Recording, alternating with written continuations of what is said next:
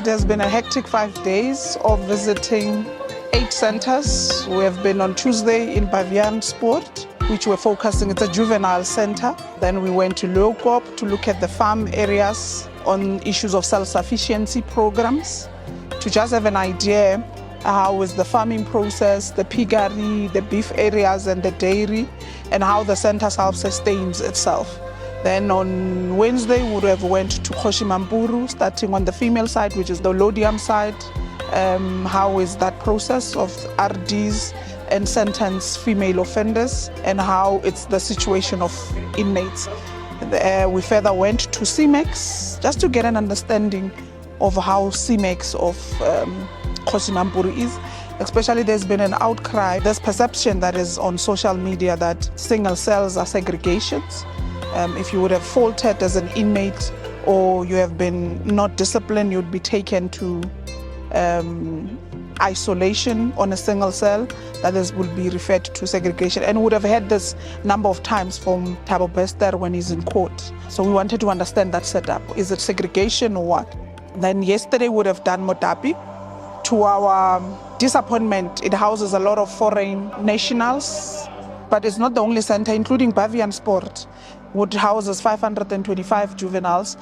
We've seen 400 being foreign population of inmate, which is a worrying factor that the portfolio committee would have flagged and raised, and would have also attributed to the deputy minister, who was part of the delegation, that bilaterals between Home Affairs and international relations at the executive level needs to be integrated, and discussions needs to start from that basis. But with Modderbee, the portfolio committee was highly not impressed because of the systems and operations in that centre are not well run. So we have made a recommendation to the department. The deputy minister again was part of the delegation with the NC, that there must be consequence management that is put in the facility, and they must appear before the portfolio committee. We've given them 3 months to try and set up systems. Would have went again to Sun City yesterday, which the only disappointment that would have found would be in the kitchens. There is a sewer issue or plumbing issues, which creates a smell, a very bad smell. The department, together with Public Works, need to address and clean up. But outside that, the facility is well run. The only thing they need to mitigate is inmate to inmate violence because of the housing gangs. We were exposed to that knowledge. Today we did an unannounced visit to Bosbeck facility. So we just arrived unannounced, but to our surprise, the facility is very clean. It's well coordinated, it's well run. All systems are running well. And this is what we have put to the department. They must bring all heads of centers to come and benchmark in Bosbeck on how a facility should be run. We're grateful for the oversight visit. Yes, it took a week, but it has also given us an opportunity to introspect. I intend to ensure that we have a feedback session with all area commissioners and all RCs, our executive management, on this oversight visit.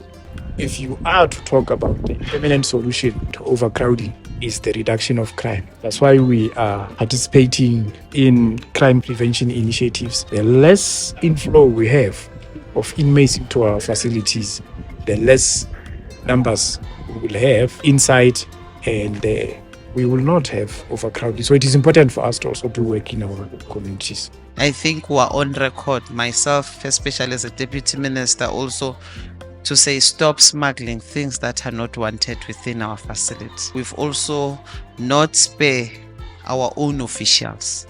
Remember the oath that you took to serve this country.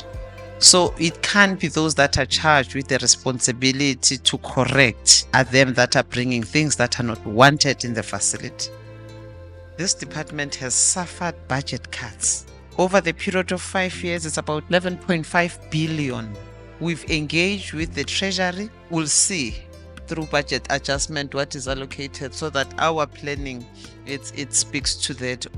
The issue of overcrowding, it is a problem. We try to maintain order and making sure that we do what we're supposed to do. And as a department, we are at the receiving end because they come to us by the order of the court. If we don't receive them, as per the court, the department is in contempt of court.